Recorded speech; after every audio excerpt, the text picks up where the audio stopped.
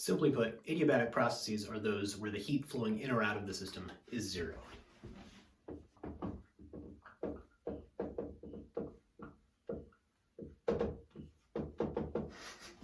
Easy, we can write that down. So the first law then tells us, delta E equals Q plus W. If Q equals 0, then delta E is just equal to the work done on your system. So there's no heat flowing in or out. If you do work on a system, if you push on it, push the piston down to compress the gas, you are increasing its energy by that much, and that is the only energy entering your system. Practically speaking, an adiabatic process, so we talked about isobaric processes where you have the weights on top of the cylinder and we add heat and it expands and lifts the weights, or with the isochoric, we lock the piston so it can't move up and down.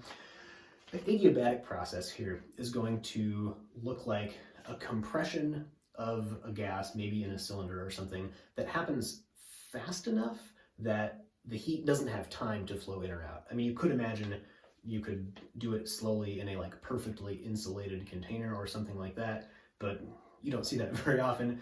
Generally, the adiabatic processes are going to be fast compressions in a cylinder. So, for example, in the cylinder of a car, when you have air and maybe fuel that gets compressed, as it gets compressed, it does that quickly enough that heat doesn't have time to flow into the metal of the engine, and that makes that an adiabatic process.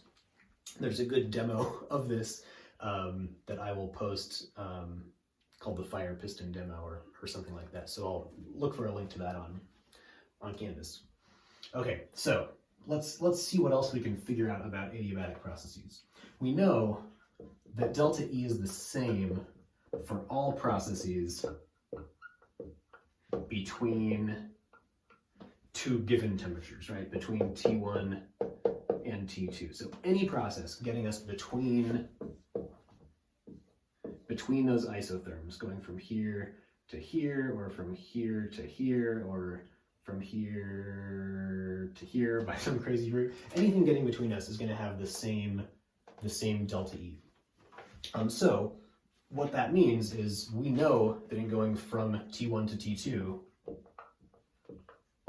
that delta E is equal to NCV delta T, and this has to be true for all processes. So this is a convenient thing we can use. For the adiabatic processes, so this is for all processes. For adiabatic processes, when this is true, then that means that delta E here is equal to the work. So our work is actually equal to NCV delta T also. So I should box this. So this is for adiabatic processes, and this is also for adiabatic processes. All right. Now, I drew some examples on this diagram, but what the heck does our adiabatic process actually look like on the PV diagram? Well, we can figure out a little bit about that. Let me write one piece on here. W equals NCV delta T. We'll want that in a second. All right, so here's our PV diagram. Here's temperature 1. Here's temperature 2. And here is our starting initial state. So here are some things that we know from what we've been talking about. We know that an isochoric process that looks like this gets to T2, right, without doing any work. There is no work done. It gets from here to here only by heat flowing into the system. An isobaric process going from here to here, we know that our work is equal to minus P delta V. So in this case, if we expand, if delta V is greater than 0, then our work is less than 0. Work is less than 0 for expansion. That is because our system takes energy to expand and push on the environment around it, push on, if it's an atmospheric pressure, pushing on atmospheric pressure to make room for itself.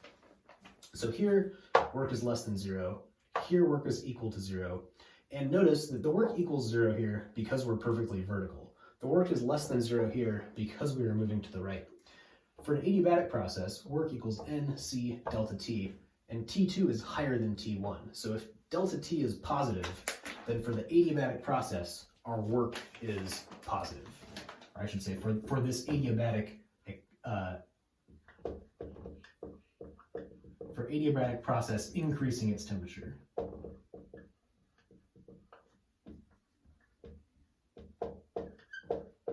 The work is positive. And the only way we can have positive work is if we are moving to the left on the diagram. So we could guess from this that maybe our adiabatic process looks something like this, going up and, you know, somewhere over there. So we're going a little bit to the left, which means we are doing positive work on our system. Okay, so we can actually write down an equation for this adiabatic process. We're gonna not quite have enough to fill in the details, but we will know enough to derive this later on in the course. Okay, so we're going to define a new variable, gamma.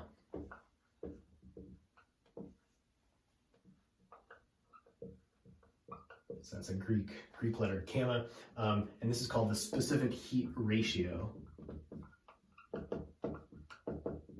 And this is equal to the ratio of Cp to Cv.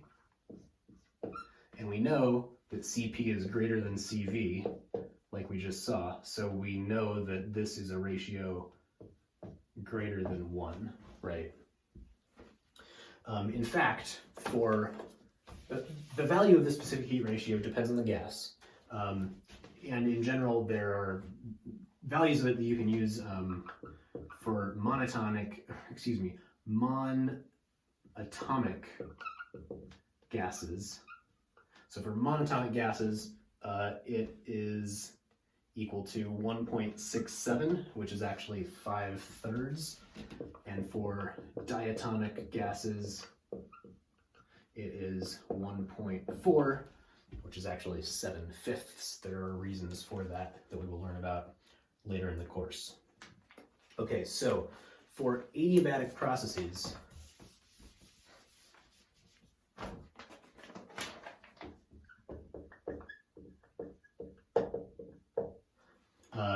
we have the following equation, and again, we can't derive this yet, but we will be able to later. PV to the gamma power, so P to the 1 power, just P times V to the gamma power is a constant.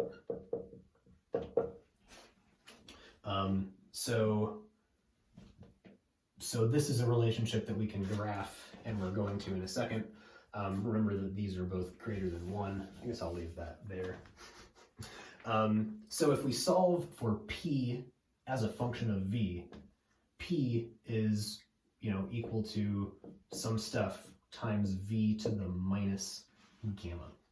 So remember, for an isothermal process, P was equal to some stuff times V to the minus 1.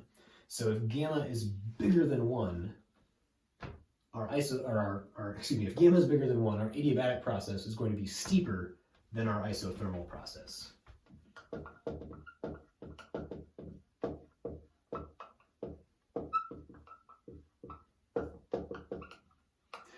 Which is good, because that's really the only way we can tell them apart on the diagrams, because this also has the same asymptotic behavior on the V and P axes that our isothermal processes do. It's just that our adiabatic lines are steeper than our isothermal, our isotherms. So let's draw some examples here. So here is our PV diagram. It's nice to be able to graph this on a real graphing software, so you can convince yourself a little more than my drawings, but we'll do our best. So here is our isotherm, T1, T2, T3, I don't know, this looks something like this.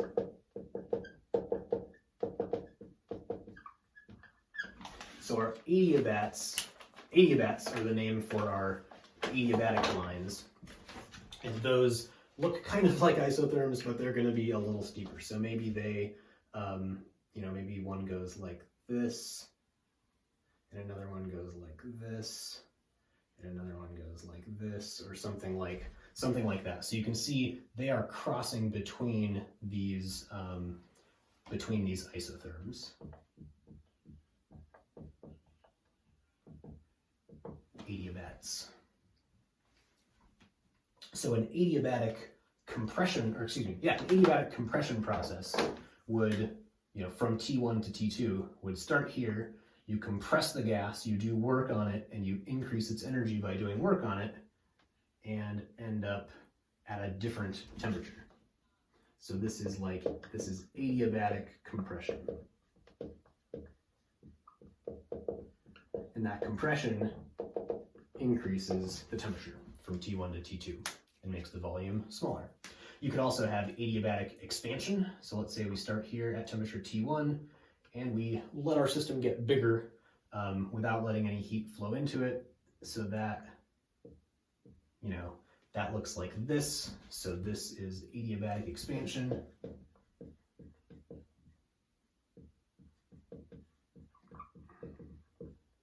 Here we don't have any heat flowing in or out of our system, but we allow it to expand, which causes it to do work and therefore lose energy in that process. And because of that loss in energy, lower its temperature from T2 to T1.